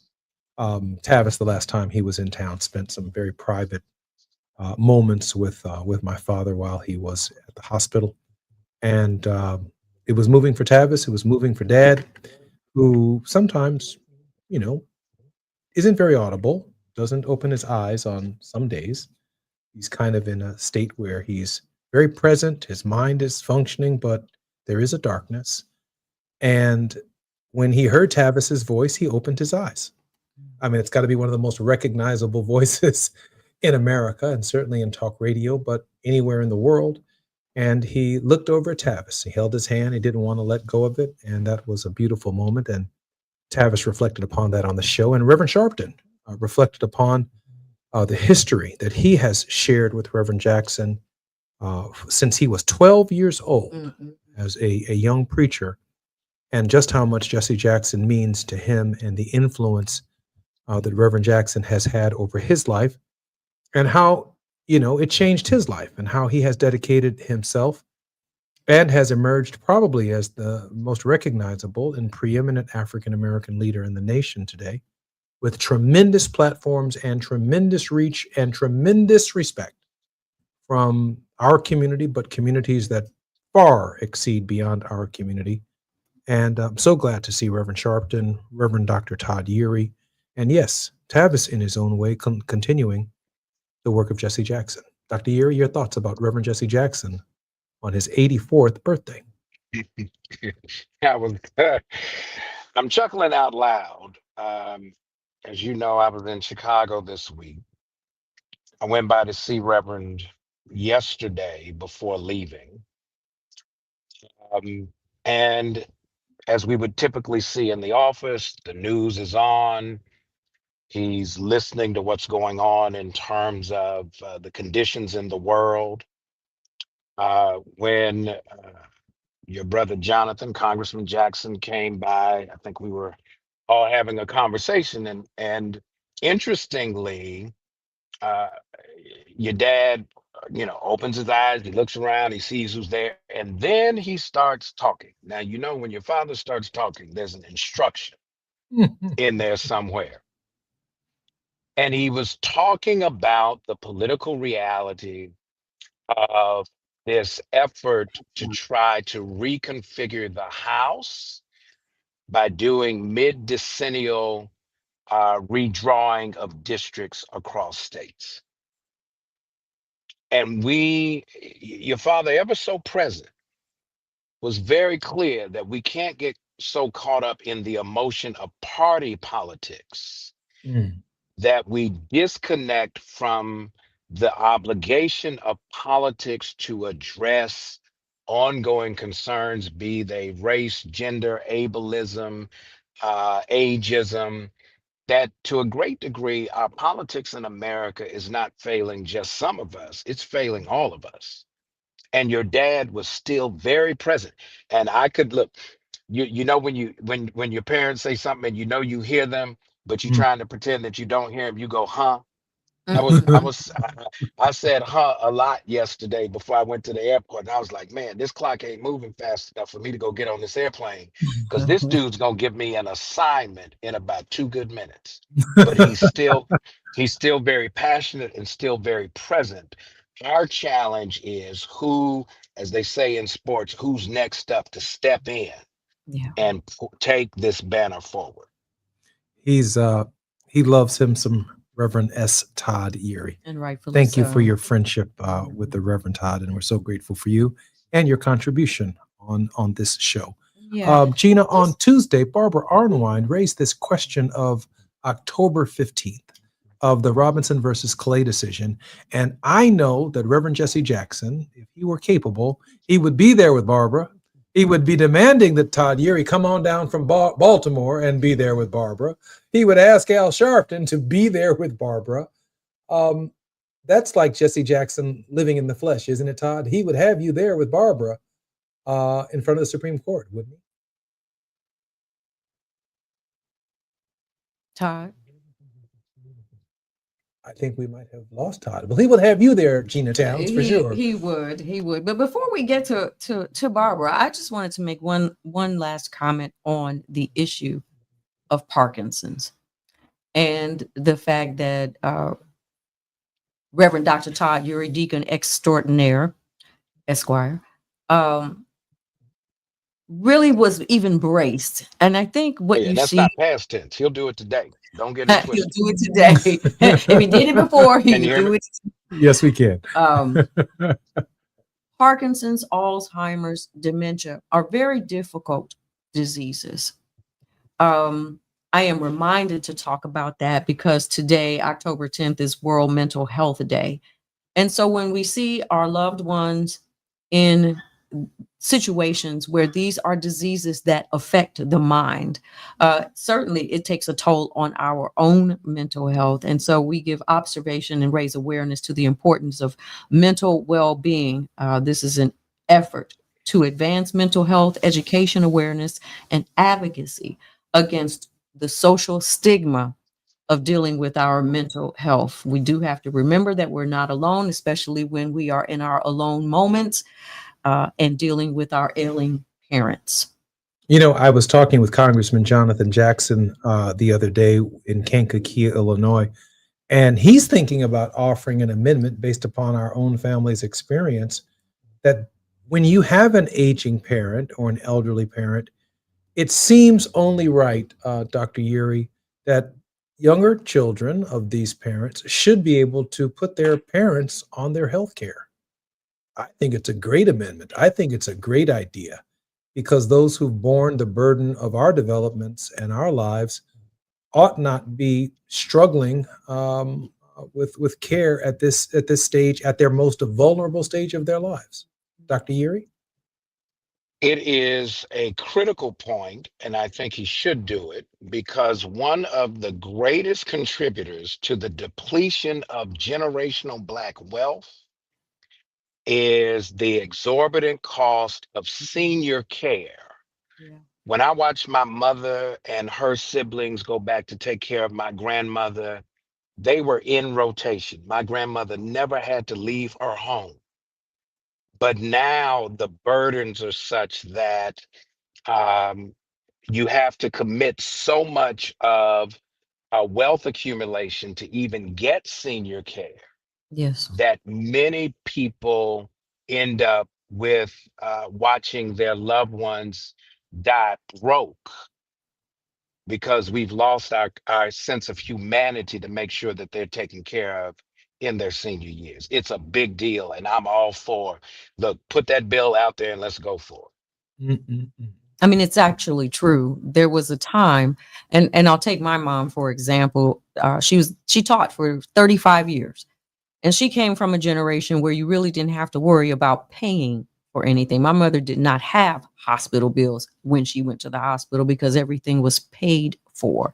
But that generation slowly, and they lived a long time. Now you see, those particular ones of our ancestors or our elders rather are in their late 80s into their 90s and have done very well. But I will tell you this. That is not so coming down into the next generations because we don't have the same kind of health care and we don't have the same kind of longevity in the health care that we need. Well, in just a few short moments, we will be coming forward on KBLA Talk 1580. This is Fat Meat Fridays and Reflectivity with Gina Towns. On Fridays, our very special guest is none other than Dr. S. Todd Urey. He has 1 foot in the pulpit, 1 foot in the courtroom, both feet in reality. And I'm so glad that he's going to be sending the final segment with us when we come forward. And I know that he's preparing a 3-minute sermon of hope towards the end of our program. I'm Jesse Jackson Jr. More when we come forward on KBLA Talk 1580.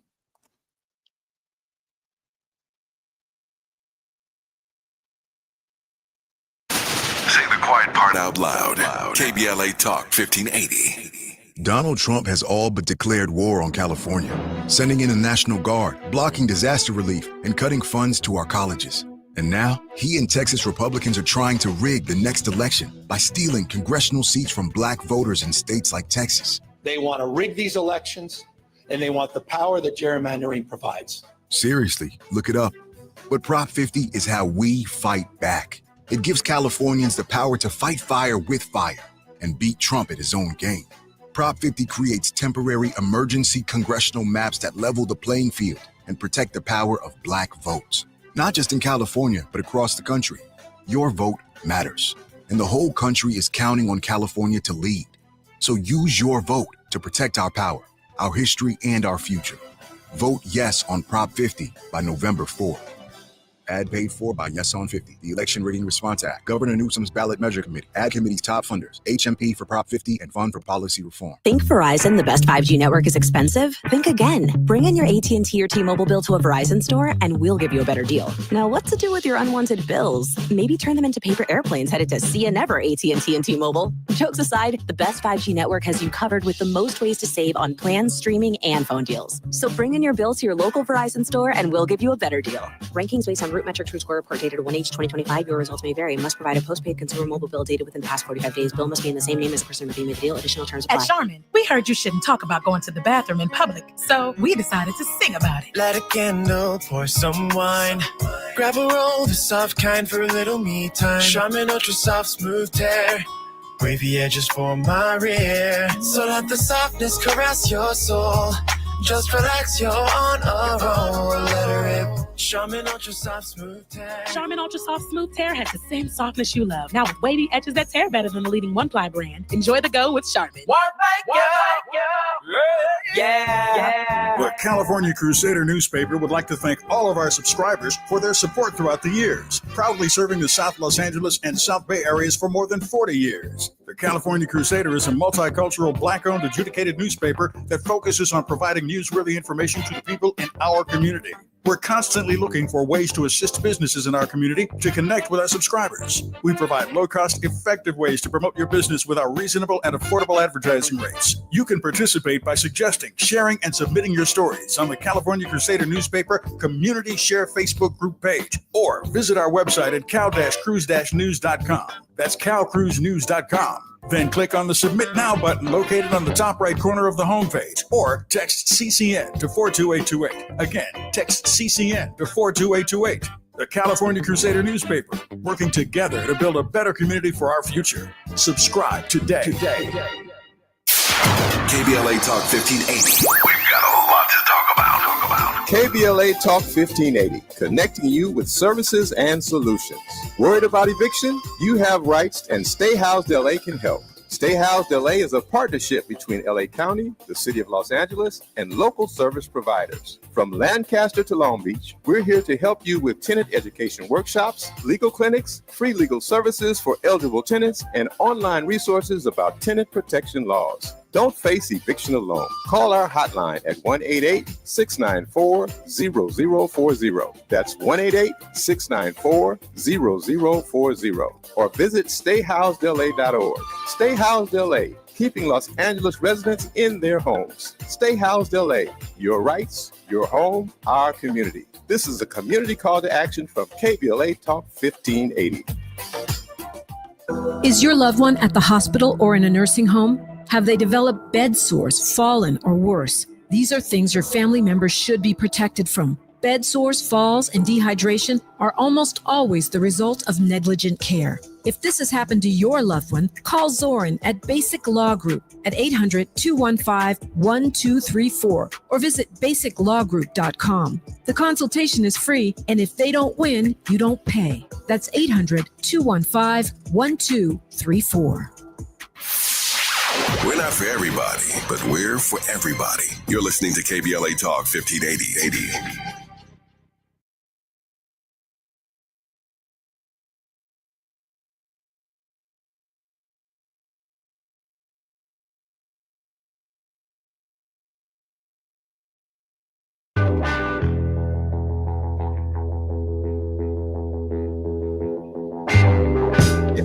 Welcome to the Jesse Jackson Jr. Show on KBLA Talk 1580. Our very special guest on Fat Meat Fridays is none other than Gina Counts, creator of the Jesse Jackson Jr. Show, along with Dr. S. Todd Yeary. And yes, Mark Hill, we are really live on Fridays.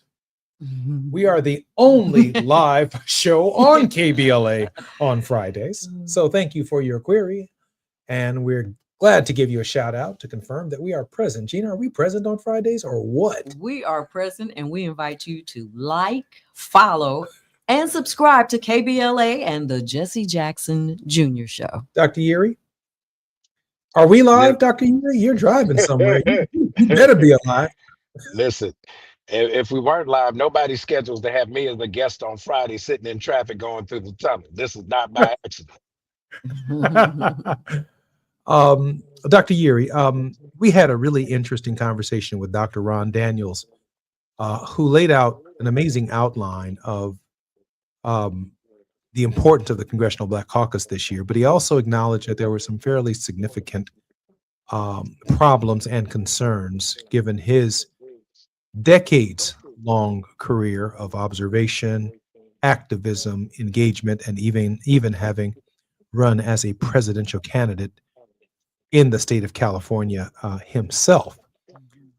He made some observations about the Congressional Black Caucus that I think were some of the observations that you shared as well, that just maybe the fierce urgency of now was understood by some members, but by other members, it might have just been business as usual. Dr. Yeri? Yeah, I think it comes down to when you come to institutional service, but you come without historical memory, you then become part of the status quo. As you were even framing it, I'm thinking about the anticipation of crossing the Jordan and how each tribe was to take a stone with them over to the other side and rest there on the first night. That you can't claim deliverance and forget where you came from. Otherwise, you just embraced a new kind of bondage. And so when we look at the Congressional Black Caucus and its service, if we have members coming that are not aware of history, whether it's folk history in terms of what got passed down in families, the official history that gets passed down through the ages, or as you and I have talked about, how the congressional record is probably the most historically relevant document to know what the debates have been over time, then what you basically have is you have members of a caucus whose membership is in blackface only. Wow. So is that to say that you need people to come who are awake, or to coin a better term that they wanted to get rid of, woke?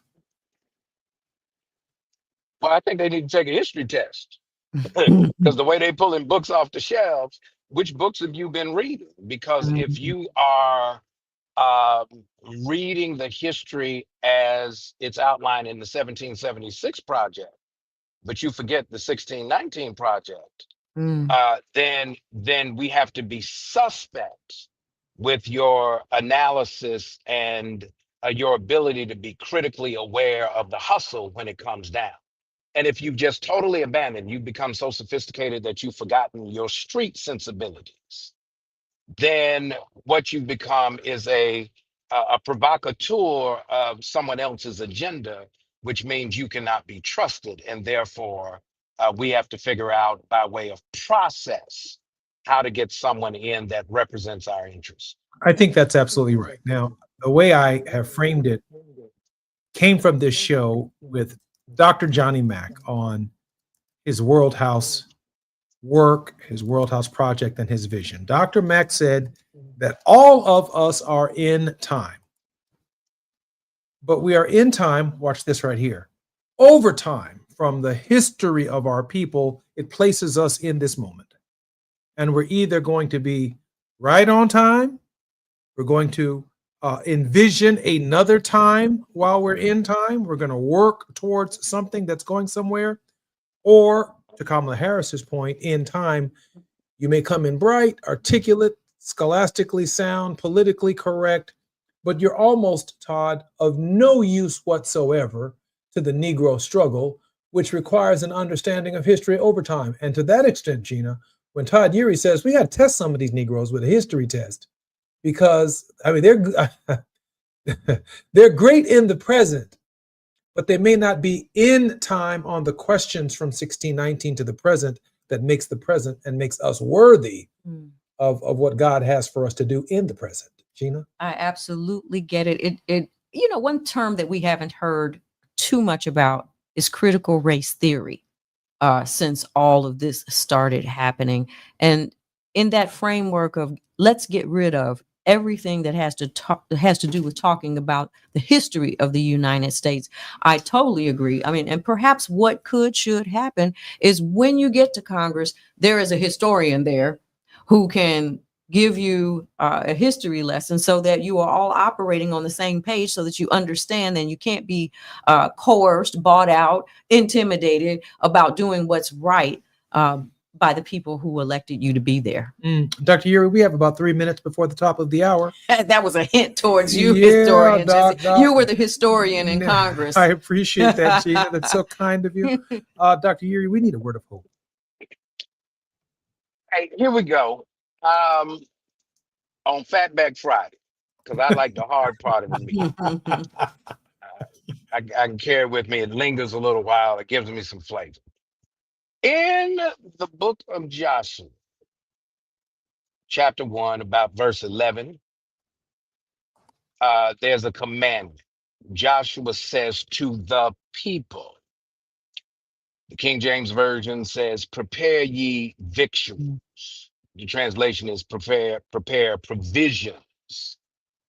Because in 3 days, you're going to move into the process of liberation. And what I thought about was whenever my mother would take us to go see my grandmother, we've been talking about taking care of our elderly members of family. We would get on the Trailways bus, leave Augusta, Georgia. And the day before, my mother would go in the kitchen, fry chicken, and she would have it ready. And some folks had Wonder Bread. We wonder if it's bread. Doc, we got about 45 seconds. We got to get there. I'm going to get there. We're going to shout in a minute.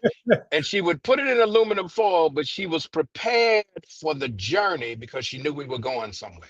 We talk about where we're going, but we don't get ready to go where we want to be. And all I'm saying is y'all get ready because we about to bust a move and we about to make progress and we're going to honor the ancestor sacrifice. So get I wonder if it's bread and your chicken ready because we got work to do. Appreciate you, Dr. Uri. Gina, thank you for a wonderful show and a wonderful week. Thank you, Jesse. Todd, thank you for your time and for what you give us. So rich every Wednesday and every time that you're with us. Thanks, My Dr. blessing to you. I'm Jesse Jackson Jr. Mark Hill. We are live. We're the only live show on KBLA on Talk. KBLA Talk 1580. So many blessings, especially for Tavis while he's traveling throughout the world right now. And we're so grateful for this opportunity in this show. We'll see you guys next week when we come forward on KBLA Talk 1580.